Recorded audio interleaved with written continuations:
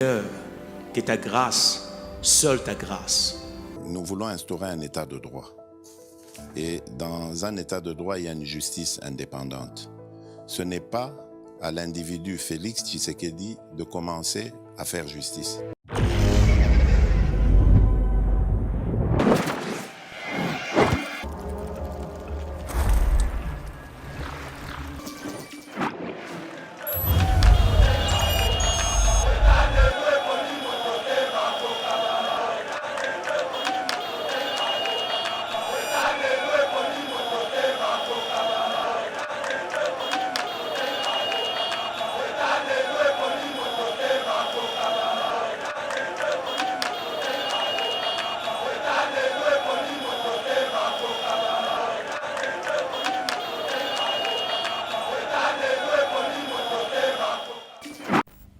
Bonjour, bienvenue dans notre émission Éveil patriotique, émission Tobeta sur la politique.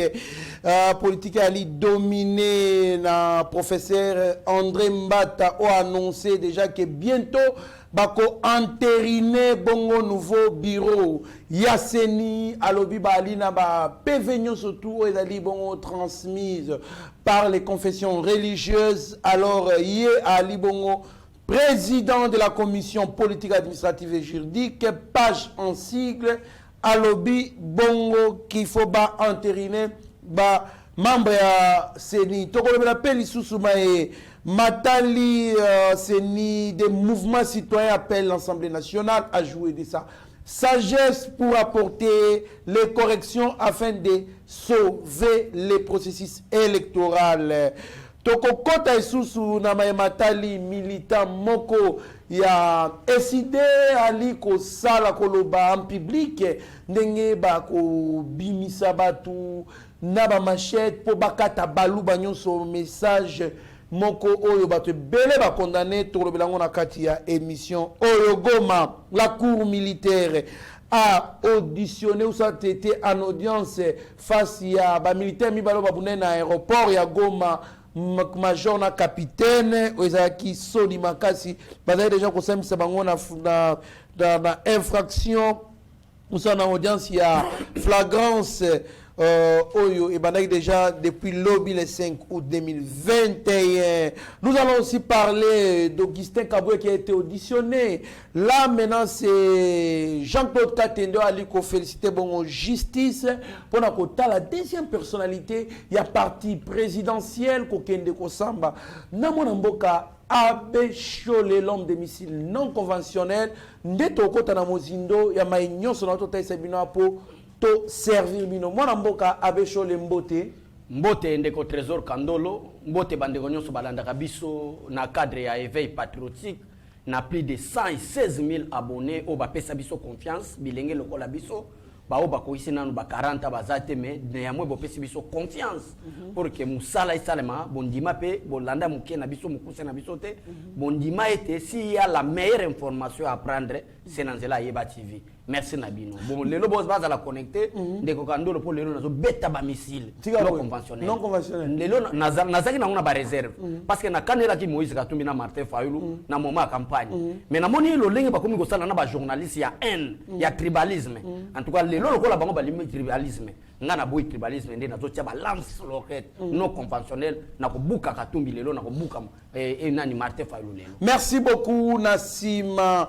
Ya caméra to libona Rabi Moko na Mike Chiswaka réalisation to alina Steve Konde HD. Merci na présence ya Eric Moubiala Benio Keke équipe Mobimba ya Eba TV bon na coordination ya DG Shadrack Lo Olo mwana mboka Abechole. Professeur André Mbata a annoncé déjà que Kalaning te va ko entériner bongo ba membre ya Seni alobi ba pese déjà ba PV au tekna ba confession religieuse ba ko entériner mutu oyazaki voter dans un laps de temps. Pourquoi? Puisqu'il faut ba kende na lombangu processus électoral il faut avancer puisque Kalate élection il faut essayer bazali ko éviter glissement nanani ya mandat. Mwana mboka Abechole, est-ce que vous pensez qu'avec toutes ces marches nanyo sali ko le kabako entériner vraiment Denis Kadima puisque jusque là comme je confirme et je reconfirme que le nouveau président élu de la Commission électorale nationale indépendante, c'est M. Kadima Nicolas Kazadi. C'est lui le Denis Kadima. Mais c'est Denis Kadima. C'est lui le nouveau président de la CENI. Quel est le problème? Dès qu'on a nul n'est au-dessus de la loi. Wana nazo bisa bandeko nazo bisa même papa na biso mbongo avec beaucoup de respect. Nazo bisa papa na biso chole parce que batika sultani wana comme si baza ba papa batika biloko wana. Na koyebisa bango ke nul n'est au-dessus de la loi. Mon frère ozomona nanu ezana motema mabe. Komona ete ba politicien ba ke ko sangana ba lobi ke biso ba politicien tozala ba tutolitaka tolingaka ba intérêt. La politique c'est les intérêts. Mais une institution d'appui à la démocratie, si tu le topé sango à un parti politique ou à un ministre de l'Intérieur au pouvoir, ba va proclamer ka muto azana pouvoir. To luka ba confession religieuse.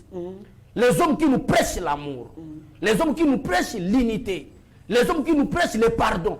Mais ba yebisi bango ba bité binonde ba confession religieuse. Il y a la République démocratique du Congo, bimisela biso banani président Seni. Mais mon cher Kandolo, tala degré motema mabe, nde yango e décourager nga mwana kende so église ezati. Tala degré motema mabe, les serviteurs de Dieu, des pasteurs, des prêtres, basangani baza incapable na consensus. Consensus c'est l'inko ba l'amour na bolingo, na boyokani, to bimisa président Seni ba bimisité. Mais ni neto décide de la loi place na zongi so balbeke non. Du fait que vous êtes incapable. Yakobimisa na consensus na boyokani na bino un président de la CENI qui va remplacer Corneille Nanga. Le quoi bino vous êtes incapable de kende na élection. Ba ken élection la majorité gagne. C'est ça la démocratie peuple congolais. C'est là l'article 17. C'est ça même la démocratie que la majorité gagne. Quand on dit que la démocratie, la majorité gagne, il ne signifie pas que tu rejeter l'opinion de la minorité. Non. Majorité gagnée, c'est Nicolas Kazadi, Denis Kazadi. Denis Kazadi. Ozoma Nicolas comme singa mingi po viena Nicolas Kazadi à finance na lingaki mingi de kombo ekota na monoko bolimbisi. Denis Kazadi abiminde président Seni. Et comme il problème. Or que à l'équipe na ba mode électoral oyo esengi par ba principe. Batinya ngo pe na Assemblée nationale.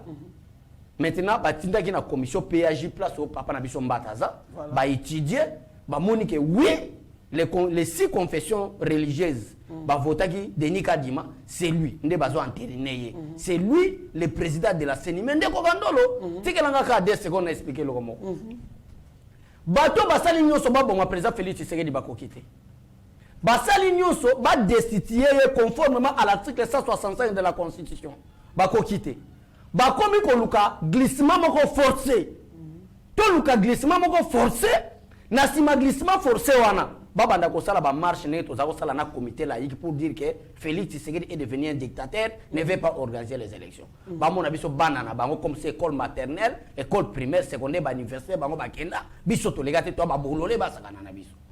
Et ba toi ça derrière là ça c'est les confessions religieuses. Est-ce que vous comprenez ça? Soutenu par l'Union européenne.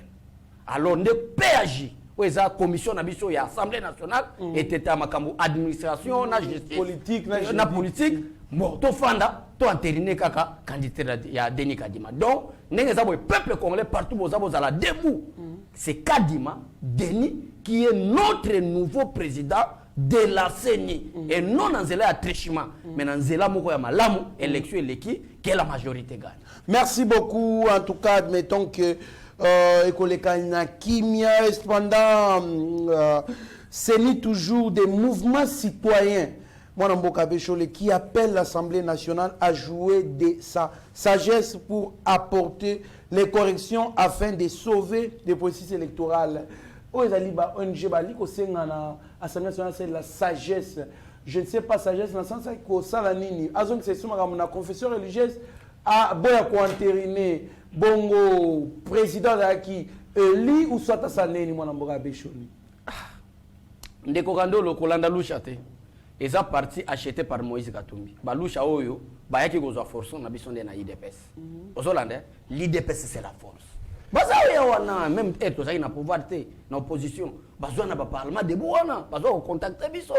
Ils sont financés par Katumbi et je précise bien et je cite les noms. C'est financé par Katumbi pour compléter. Preuve à l'appui, un exemple, ça peuple Balandabiso. Église catholique, bon, il ne faut pas parler beaucoup plus de l'église parce que la Senko, ils ont structuré mon corps, ils ont mêlé des aventuriers. Il faut parler de la Senko. Parce que dans l'église catholique, il y a des prêtres très sérieux. Mitterrand a président, mais un homme très humble. La place à donner sur le Ambongo, il y a des la cardinal. Il y a des prêtres quand même. Oui, aux Hollanda. Mais le problème, c'est quoi? Lusha, c'est la même gêne à Senko. C'est quoi la même gêne à l'Union européenne. Parce que bagero ba maman na biso bazaki violé. Bagero ba papa na biso bazaki tué, massacré na est. Et ça nani financement à l'Union européenne. Félix Tshisekedi maintenant yé a tchepé, a tchekimia. Cop ya est à la République démocratique du Congo ici. Cop ya ba fonctionnaire fictif ici.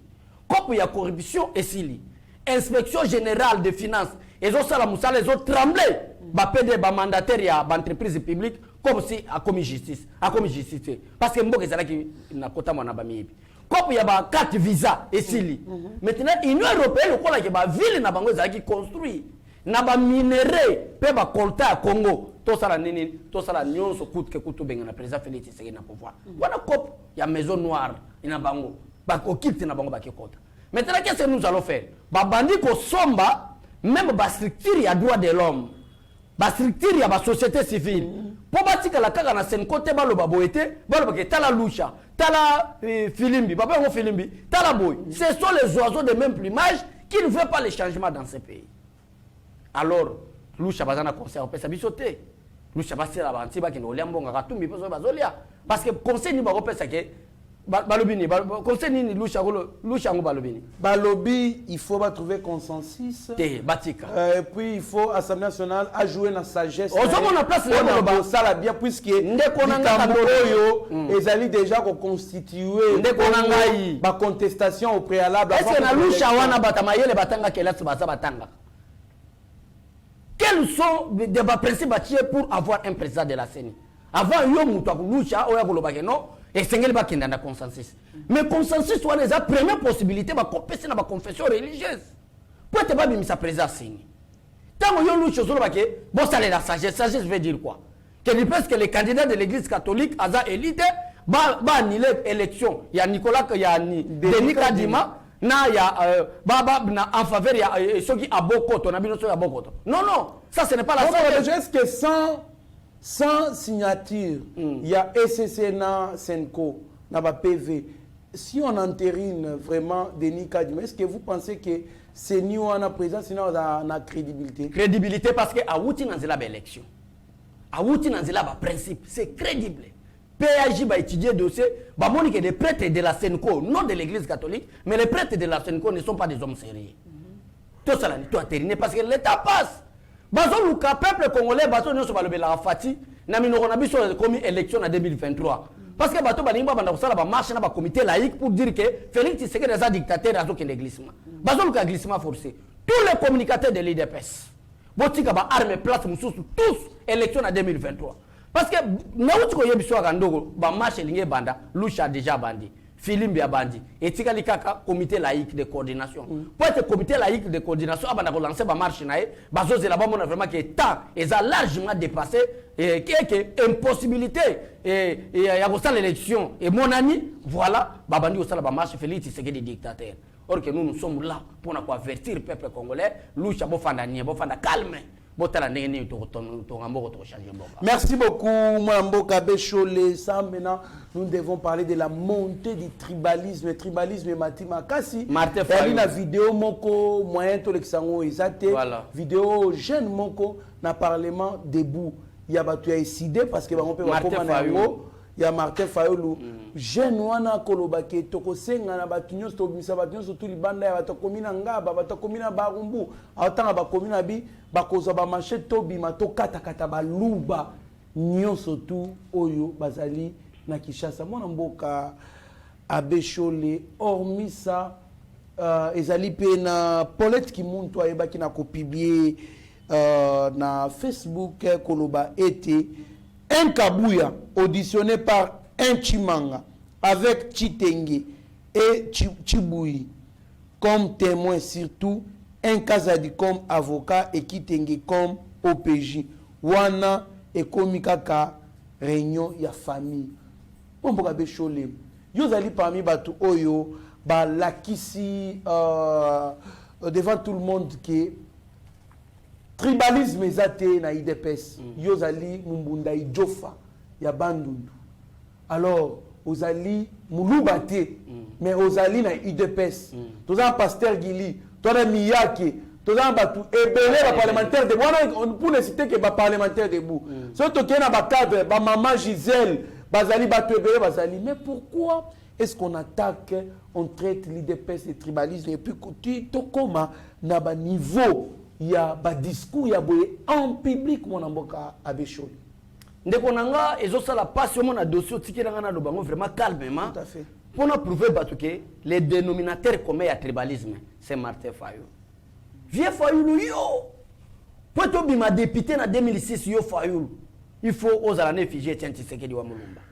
Pour que tu m'as député national en 2011, il faut aux moi na Tiens Tshisekedi wa Mulumba. Mais t'as la makambo sur les années IDPS, c'est Kabound ou soit Félix Tshisekedi, n'a soutien d'abord. Il y a plusieurs parlements debout de l'IDPS, partout. Mais nous sommes sur Oba Yebani, Tozali, 20 à 25. Oba Yebani. Sur 25, on a 15 Bazabikolo Moussous. Mais on a 4 IDPS. Ba cardinal de Moussous, parlementaire de Bouba Benge cardinal. Mouta Idiofa. Bamiyake, Mouta Idiofa. Côté Monanga. Bon, imaginez-vous que ceux qui IDPS ont été côté Idiofa, Balinga va traiter Ngana, Miyake, que tous les tribalistes, pour tous les IDPS. Pour Miyake, Aza Idiofa. Ngai Naza Idiofa. Cardinal. Camarade moko président parlement debout il y a idiofa ozomona polette qui monte polette ozomona que na moment oyo phrase na bande la phrase wana na moment oyo polette qui monte a commis pona akosa batazo pesa message à haine mais a commis un titre que Imour tribalisme akosi batu que Imour na Imour wana zolo que un kabouya auditionné par un Timanga avec Chitenge et Chiboui comme témoin, surtout un cas comme avocat et qui tenait comme OPJ ou comme réunion à famille. Ça c'est un journaliste. Et Batebele Bako Bengue que politique qui monte journaliste professionnel. Il y a Fouati, il y a Bouzoba, il y a haine. Ozoba que n'a pas réserve pour ça moi aussi hein. N'a pas réserve pour attaquer paiement non, n'a massacré na Eba TV. Mais de fait qu'il est une femme, je vois maman Denise Nyakero. Je vois maman Marthe Kassalo. Et je pense à ma mère qui est morte. Nabite, batuloko là-bas, parce qu'il monte oyo. Il faut qu'on recadre. Quel est le problème? Moutazo Tinda Bango et Zali Marthe Fayulu. En complicité, na Moïse Katumbi. Tokende na bango na tribalisme.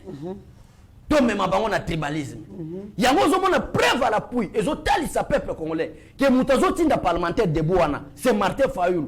Au moment que le jour où le président de la République a nommé Madame Mbouyi de la Banque centrale comme gouverneur de la Banque centrale du Congo, Moutali Bosso, c'est là qui déclaration à tribalisme, était papa Nabango, Martin Fayulu. Que pourquoi qu'on nomme Balou Baga na tête à l'institution?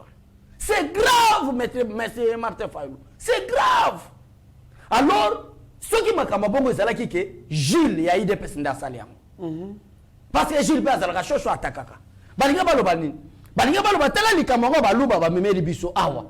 problème, ce n'est pas un louba. Il y a un communicateur qui a tribalisme. Le problème, c'est un louba qu'on a dévoilé. Le problème, c'est la personne de Tshisekedi. Parce qu'à partir politique, il y a un louba. Le problème est que un louba aventuré peut-être comme c'est président de la République pour te manipuler. Et Félix Tshisekedi fait que c'est un homme constant, un homme calme, posé, sérieux, intègre. Moyen biloko ya peuple congolais. Batia ngona ba faire mususu exact. Ndien to diaboliser nini? To diaboliser Muluba wana. Le problème ce n'est pas Muluba. De vos qui toko secrétaire général ici de Edikasai. Ozola nande konanga. Il est dit que le problème ce n'est pas ça. Le problème, leur problème, c'est Félix Tshisekedi en tant que fils biologique. Il y a Tshisekedi. Yendete. Pour y a un état de droit. Vous pouvez imaginer. Mon frère Kandolo. Est-ce que vous pouvez imaginer que dans le peuple congolais, et ça, na carte visa au chaque fin du mois. Trésor public, ils ont payé $50 000 chaque fin du mois. De Kandolo, imaginez-vous. Chaque fin du mois, mais chaque mois. chaque mois. Ça, c'est payé les débit à moi. Yeah. Mais pourvu que chaque mois, a mis ça 50 000 $50,000. Dans le trésor public. Est-ce que vous pouvez imaginer? Si vous avez l'association des malfaiteurs, nous sommes basalaki. Na me gestion au bateau bazao tamana ba carte visa wana. Pa Moïse Katumbi bazai na PPRD. Bateau nous sommes basalaki. Et toutes ces personnes-là, basangani contre le président de la République. Alors, baluki Félix Tshisekedi n'est pas un violet de principe. Félix Tshisekedi alingao azala mutu mo tega moni mwasi apembe ata la ndenge ba mutu bakenda na prison pour la koyiba mbonga batu na kotala ka basi apembe balekaka.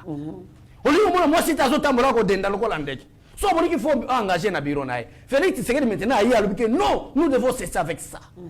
Bateau lokola bazaki na kacha corruption. Bazaki na kacha makama mabe. Qu'est-ce que nous allons faire maintenant? To banda ko attaquer na tribalisme.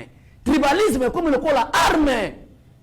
Il y a force na bango pour attaquer le président de la République. Est-ce que vous comprenez? Alors, le problème c'est quoi? Nako senga na justice. Ba interpeller Martin Fayulu, le secrétaire général du parti au pouvoir. Azalaki na parquet Basambisaki. Pourquoi pas interpeller Martin Fayulu? Nous sommes à un état de droit. Parce que si un parlementaire debout de l'IDPS à Sali, on commence à attaquer Kabouya, on commence à attaquer Kabound, on commence à attaquer le président de la République, on commence à attaquer les cadres de l'IDPS. Mais si c'est de l'autre côté, là c'est normal. Mais non. Qui monte, excusez-moi, qui monte, Paulette. Qui monte, Paulette. Bah j'ai un ndeko kandolo, je m'excuse. Yo lobby na momo yo Kabuya, Chimanga, Chitenge, Chibui, Kazadi. Bazalaki kokende kelasi, yo zalaki koteka ba makasu. Na bambala.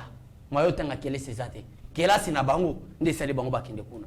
Mon frère, est-ce que vous croyez que mutuana yo zolo bake ba Kabuya, ba Chimanga, ba Chitenge wana. Donc basala histoire, bake comme ba avocat, na ba juge na tribunal parce que basaka baluba. Ce ne sont pas des juristes. Est-ce que ça c'est quel raisonnement d'un journaliste? Hein? Ozomona, eza mutura mutu fa sala musala nae. Soko za pite peut-être aux andumba, il faut que na bo tel côté na babar. O sala musala ki ndumba. Moi mboka de choleti oui. Te na solo ba vérité. Omona, tout respecter misala bat. Hein? Ko zoate ki pite no ki ndumba o komisa en tant que journaliste ou communicateur. Vous comprenez ma mon cher? So ça vraiment que oza pite andumba. Les canaux publics, il y a $100 les cas, $10. Que oya kwa mbrie batu na kacha communication. Ça ce n'est pas bien. Ce n'est pas bien. Où est le tribalisme là? Moi, je suis vraiment parlementaire debout, il y a deux PS belé, non, il y a un discours, il y a un tribal, dans le sens il y a par exemple que Bato Bandundu, Bato terme un exemple, Bangala, Baswahili, Baluba, Babiloko Pena et Bimara Pena, mais cette fois-ci, il y a parlement debout, il y a décidé. Ça va très loin. Est-ce que jeune wana ba ki kolandela été pour na ko étouffer et loko ezali ko susciter na kati na parce que akoki ko tenir ba propos ante sans que ba guider to ba tindaye parce que ko ba ki ko za ba machette ko boma balo. Est-ce que tout moulou ba soutient Tshisekedi?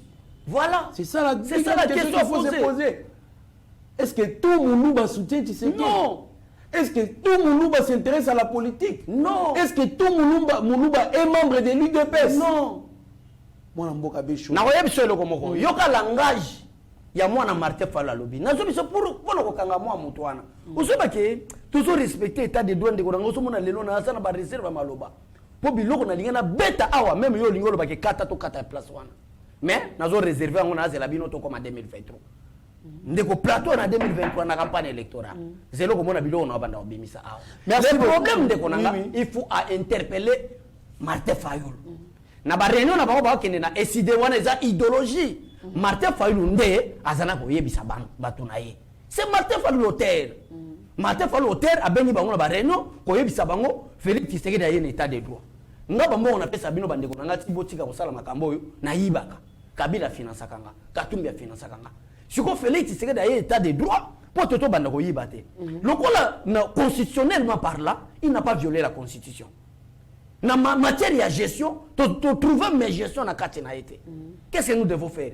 Arme na biso na bino bozo ba machette pour le banda kata baluba. Ça c'est l'idéologie de Martin Fayulu face à ses militants. Et dès qu'on interpelle Martin Fayulu maintenant, moi jeune garçon ana kobima. Ça c'est grave. Mon cher peuple congolais bozola nanga, moi je suis na za kinois te. Na bota mana kikwit. To yende bakino banamiki. Na bota mi na villa kikwit. Mon cher na 2018 Félix Tshisekedi a kendaki campagne na province Bandundu te. Est-ce que vous connaissez la raison? Raison c'est là qui était soki akekuna Adolphe Muzitu na Martin Fayulu batie bambongo ya Moïse Kapesi bango babamba cortège ya président Félix Tshisekedi mabanga. Et après la proclamation ya ba résultat na Seni, to mona bana mususu ya Kasai baya makola kokata, bakati bango na machette. Moi Trésor Lumbu o bozo mona to bimisa mbongo poto soutenir mwana wana ti lelo aza so za na posa vidéo eleka na kendo luka mwana wana na masino mona e bakati e parce que ba proclamer mwana Etienne Tshisekedi il est dit Kasai abimi président de la République. Idéologie à Martin Fayulu. Idéologie à Paulette Kimuntu. Idéologie à Adolphe Muzitu. Chaque fois je répète et j'insiste. Ndeko Kandolo, on ne peut pas parler de la République démocratique du Congo sans le Kassai.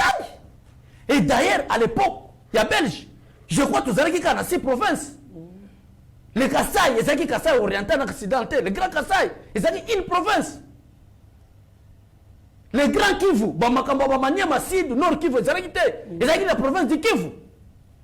Léopoldville. Et ça là qui Makambo, il y a Baba Kongo, Baba Ndouba qui chasse.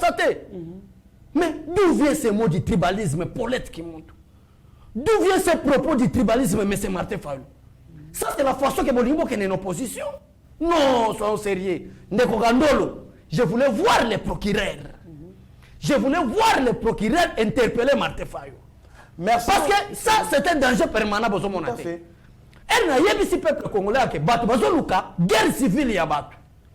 Bat Bazoluka, bat Bapotana. Tango Ambongo, à l'objet, bat Bakose l'IDP Sawake. IDP ça fait attaquer l'église. C'est pourquoi je profite de cette occasion. Il y a quelqu'un ça c'est un disciplinaire. Il y a Daniel Safou. Ce qui dit que nous Belande na nini na bandar. Pour nous gâter un député a honte. C'est une honte pour la République d'avoir un député mal éduqué politiquement comme Daniel Safou. Bah propose le bazo maîtriser. Vous voyez comment est-ce qu'on est en train de créer la guerre civile, mon frère Kandolo. Est-ce que vous comprenez? Bah député on a envoyé Bisaboui. Je voulais voir clair devant la justice. D'ailleurs, le président de la République, à Lobaki Kandolo, qu'il y a quelques magistrats qui sont corrompus. Nous avons la droite. Mais nul peut ignorer les lois de la République. Tout à fait. Attends, nous avons ça peuple boy. Rôle du ministère public est à plainte. C'est à la recherche aussi des infractions. Baluka tala makamboisa, balobi tozo luka machette. En vrai dire ou en d'autres termes, sur le talibé, ba campagne ou soit ba meeting et belé Martin Fayulu se magana ba makala bangaba. Ça prouve que Romino batangi kaya ngwana Martin Fayulu akendaka. Oya ka batangi. Né on a profité de l'occasion, Martin Fayulu doit donner des explications à la justice et politique qui monte. Comment est-ce que de pareils discours vous parlez ça que de l'humour? Un journaliste qui parle qu'un kabou est auditionné par Titi Tengue et Timanga comme avocat, un Kazadi. Et comme une réunion en famille. Et toi, en tant que journaliste, tu écris, tu dis que ça c'est l'humour. Nous sommes dans quel état? Dans quel pays? Vous serez arrêtés tous. Ça, je vous dis. Merci beaucoup, Mwanamboka, Abécho, le maître Franck Kalolo. En tout cas, je pense que matière yangoyo, le dossier yangoyo, le dossier yangoyo, message il y a un boy, un tribal, tout appuyer yangote puisque ça risque ya kopelisa moto na mboka et kozala kitoko penza makasi. Ndekonanga, pardon, 2 minutes parce que message ça message très important par tout à fait. Aux attendez konanga. C'est vraiment très important. Dans la guerre ya bambongo, makamo na lo bakabu ya ko lo baté parce que secrétaire général. Par exemple lo bané ba diaboliser en tant que secrétaire général IDP na makamba zolo. Tika biso peuple, baso to lo bango. Makamo kabunda ko lo baté, mais biso baso foto lo bango. Il y avait un communiqué Bimi dont a ces choses le secrétaire général, il y a celle quoi ça l'a communiqué. À la recherche du tribalisme toujours. À la recherche il y a guerre civile toujours. N'a pas prêtre ba koti. A ça lui communiqué pour dire que il y avait une église à Mbujimai où ils allaient qui attaquer. Mais il y avait un évêque à Mbujimai, un autre communiqué, alors non ils allaient Kouta. Aucune église a été attaquée au Kassai ici. Plus de 6. Plus de 6. Mais il n'y a aucune église. Maintenant, le lendemain, tout le monde na côté ya Mbongo na Gemena, bakeku tumba siège à IDPS. Toujours à la recherche Il y a guerre civile, mon frère. Imaginez-vous, tu as la guerre civile, on va préparer à tribalisme. Donc, c'est très important. S'il s'agit de boutique, Martin Fayou, on a un parti politique, et ça boutique, quand on a chambre de salon, on a fondé un enseignement, à Kabola, moi, boutique aussi, ça s'agit de Kango. Pourquoi de Gonanga? C'est là que le Congo. Tu as la Makambalou. Toi, attaqué Balouba. Le Kola, c'est lui qui est à la tête du pays. Babane, on a Makamba Seni. Baboni qui a Makamba Seni, Bazaba perdant. Ba perdre na bango déjà. Il y aurait les élections en 2023. Balongwe la Seni. Ba comme ko diaboliser, ba parlementaire de bois mi yibi batanga kela cité. Ya bazoba, je suis clair et insiste, ya bazoba. Nazana plateau éveil patriotique, c'est pour la première fois na bimisa ba propos parce qu'il y a un danger permanent qui guette à la République démocratique du Congo. Ba parlementaire ya bazoba ya ba bololé. Ba bimisi bango pona koloba ete ba machette yango yo ba banda kata bato. Tala maintenant stratégie na bango de Kogandolo. Stratégie na bango ezaboyi. Ba kati Muluba pe na rasa so amuni mutu abando za salini akati mutu muso azana Équateur salini akati et après qu'est-ce que ça viendra guerre civile mbala moko yoki na ba RFI chaîne ya miyibi ya lokopso ya on a profité de l'occasion bino batu bazana présidente bozo yeba TV to koma bien yeba TV photo parce que toto sala musala nenge sengeli yoki déjà chaîne nini awa batu bazolo bela baso telemela tribalisme tout le monde acclame merci bachela politique mutu ba ko beta maboko baso sepela mais celles nous sommes abandonnés pour la telemela makamba boy nous se koloba après bazu bachela miyibi lokola ba RFI ba TV5 au monde ba France 24 ba ba il y avait maintenant la guerre civile à la République démocratique du Congo. Félix Tshisekedi est incompétent ndakoyebisa ezala Daniel Saf ezala politique mutu la communication est un millier comme la diambate avant koleka ezala millier il faut avoir une tête bien faite pour tout ça la communication madame. Merci beaucoup mwana mboka Béchole vraiment ezali maloba moko ya participer ya ko conscientiser ba des pères et des mères de sorte que ba yeba ki mboka oyo ata ba demi Dakar pour voir ba congolais ezande kaka ba sécuriser côté moko pour mu 3 ans d'ancienneté du thèse azo yangoti bubuza ba congolais tous à la bomoko tout tika tribalisme tozali obe na mboka na biso oyo tozali so na mboka msusu te ba misu ba ba double nationalité mais biso tozali obe na Congo seul Congo le kufi c'est que biso tozali sika ko kindité donc c'est un peu ça bo tozala bomoko Augustin Kabouya auditionné Jean-Claude Katende plaide pour une justice indépendante et félicite la justice congolaise pour voir la deuxième personnalité du parti présidentiel être interpellé et auditionné, bien qu'il est rentré en homme libre chez lui à la maison. Moi, Mboka Béchole et Tigala au Salemati. Et Tigala au Salemati. Jamais on a sa Chadari secrétaire. Jamais de Konakandolo. Exemple, il n'a pas ça Kangoan. Ah bon. Chadari secrétaire général à PPRD. Est-ce que vous avez Chadari à Sala? Chadari, ce que tu as mis sur Chadari, un pays bien éduqué ne peut pas être secrétaire général. Mais si le secrétaire général pour la mise sur il faut qu'on se dise la vérité maintenant.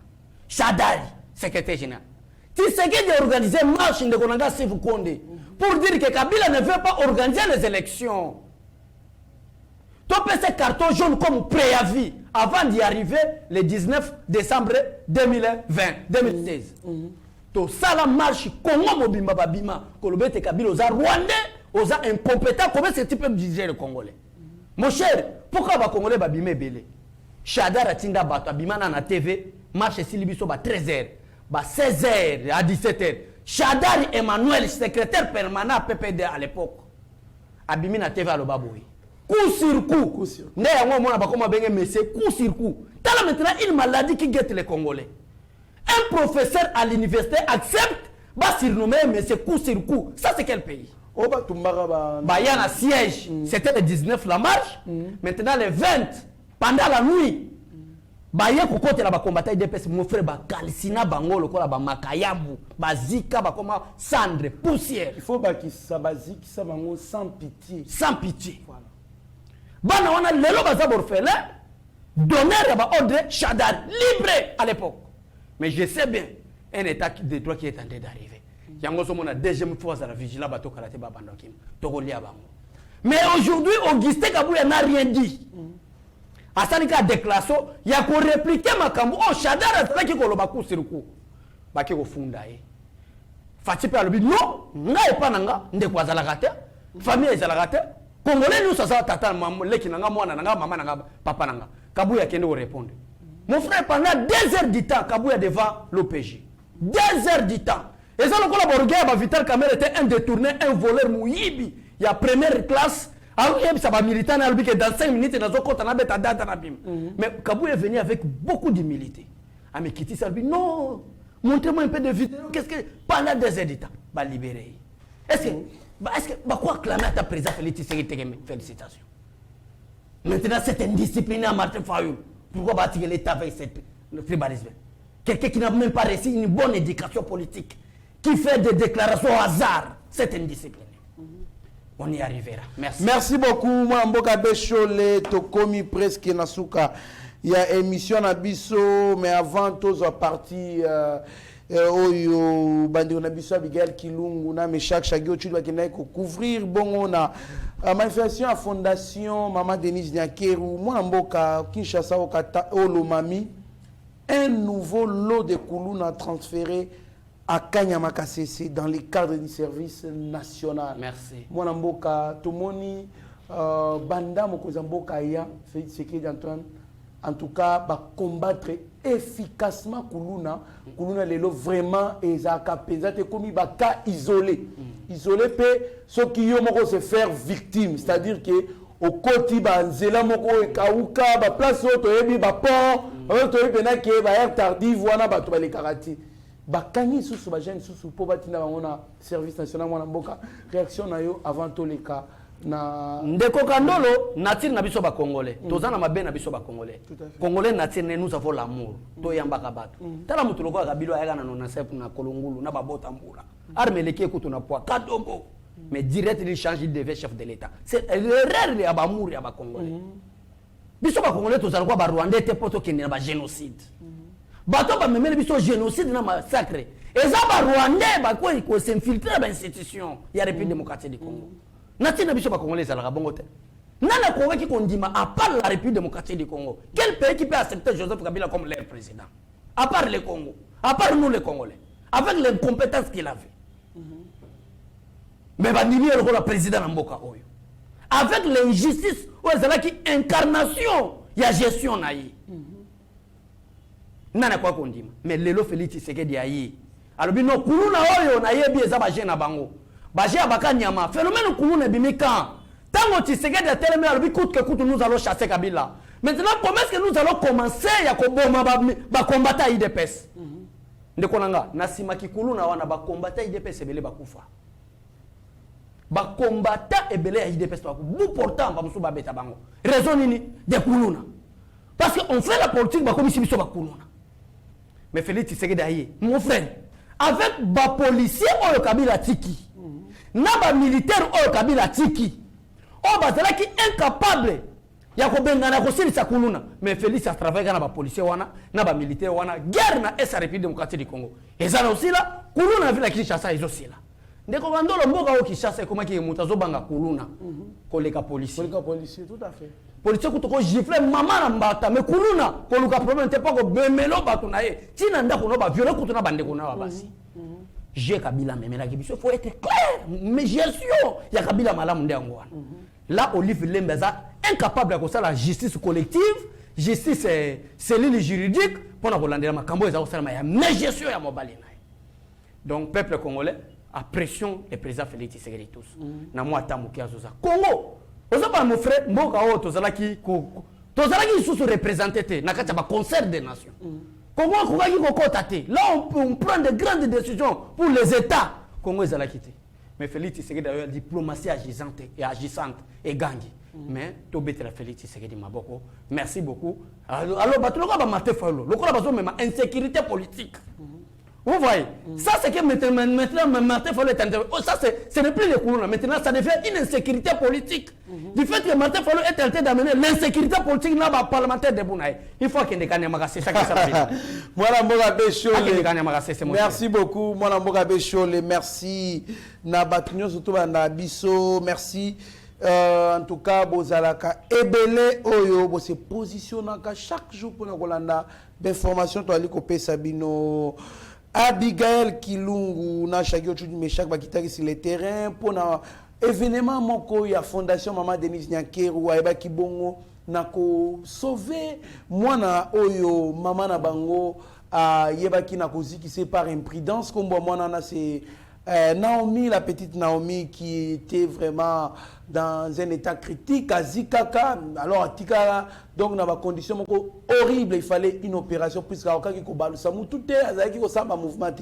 Grâce à la Fondation Maman Denis Nyankiru, qui est à Dubaï, ça l'opération P. Azonga qui Kitoko Abigail Katunga, Yepe, Mwana Oyo. Parmi bano bakendaka na mairie kolala pona ko exiger nani descente à mokonzi mboka bongo na Goma alors moko tamba obwaka bagaz kota la police azwaka likama alors tant mokonzi mboka bakenda na mama Denise bongo na est bazwaki yepe batritaki et consort ezaki lobby manifestation bakendaki bakutani na mwana Naomi Wazika na Abigail Katunga o autaki na est pour remercier Maman Denise Nyankeru ndenge ayebaki na kosunga ko intervenir pour banana ba recouvrir bongo santé na bango. Tolanda reportage ya Abigail Kilungu na Shagi Ochudi bonto mtana sima. Napika kwanza asante sana kwa mwongozi wetu, uliwali wetu kwa kuweza kukamata charge ya mtoto wangu peke yangu. Sikukuwa na kapasite ya kuweza kutunjisha huyu mtoto, lakini Presida alikamata charge wakati walimupresente kupitia chef wa mugine, kupitia chef wa masomo, wakaweza kumchindikiza mpaka aonane na presida, na presida akaona huruma kwake na kwangu juu hatukuwa na kapasite ya kuweza kutunjisha mtoto, akakamata charge ya kuweza kumuleta mpaka huko, na tunapokelewa mzuri na munganga anampokea mzuri, anatunjiwa vizuri. Basi naleta asante sana kwa Mwenyezi Mungu, aweze kuendelea kubariki kazi, aendelee maisha ikuwe maisha yenye ya huruma na ya kazi kwa juu ya taifa yake. Mimi naona mkono wa Mungu inapitia kupitia waongozi wetu wa nchi. Tunapokelewa mzuri, tunalala vizuri. Basi hapa kama tutarudi vizuri, na kitu kikubwa mimi naomba kwa presida awezi tena kusaidia kunipa souvenir ya kuweza, sababu tuko katika masakre, tulikuwa kumugine kushamba distance ya 35 km, ndio tunatoka kuvile na shamba kule kulisa kwa masakre, tulisaka kimbia, tuko sasa ndani ya mugine, na pale ndani ya mugine ndio mimi naishi ndani ya parcelle ya Jama, sio wote tunaishi pale. Ndio pale mimi naomba kumbe presida aweze kunitafutia hata ka parcelle fasi nitakuwa nachungulia watoto nitoke pale parcelle ya kwa kumeri ku manifestation ba eleve tulunga president Jean Massacre atakuwa nasoma, ndio tulipenda kuye atuambie kweli kama tutaana soma. Jana tutasoma leo, kesho tutabakia kunyumba, leo kesho tutabakia kunyumba. Ndio wanafunzi yote walidesidia kwa vile abeni tuende kumeri tuchunge chef de l'etat sasa kuja, ndio atuambie kweli kama tuache mama afate kata masomo mnivua beni bia endeleshe jua sisi tuliona hatusomaki anena ishaka na tumalize programu. Merci beaucoup wana Zaki Abigail Kilungu bazaki na terrain mwana zika ki azaki choc moko terrible mwana mboka beshole kingo moye balokation ezaki te azika ki par imprudence ya mama ya bango pe mwana oyo bachelaka makelelo gaz lacrymogène babwakela bana bakenda na mairie pour ko exiger mokoza mboka akena ese kuna azaki pe likama grâce ya fondation Maman Denise Nyankeru bana na ba retrouver santé na bango moko akendaki Dubaï azui basoin mususu pe ba traité très kitoko ba retrouver santé na bango. Réaction les années. Merci vraiment Ndeko Kandolo, en tout cas yango tena na commenter na remercier ata mama na biso, mama sociale, Maman Denise Nyankeru la femme légitime du chef de l'État congolais, Fatou Béton. Donc, maman, vraiment merci aux sans aucune intention à divorce. Sans aucune intention à divorce. Pour les gens, ils sont pas première dame. Mobali na Goma, il y a Kinshasa. So Mobali à Kinshasa, il y a que Goma. Et les Gabolingo, ils ont la gâté. Kofi pe auto kobeta moi c'est à président ou bien moi c'est à Kala président. Voilà. Au moment on a pas ça peuple congolais nini. Bon on ça peuple congolais que to fanda na ba première dame mososo. Azo zelo kufa pa so belo cercueil. Oye mulimo ya corbillard pourquoi? Tozo comprendre ndeko nanga. Donc il y a zo mona maladie à traiter gâté. Azo zelo kufa aya kosomba. Mais maman Olive le maman Denise Nyakero ayaka attend. Avant Mabeya. Aboyi ba benge mama Sime, mama Cercueil.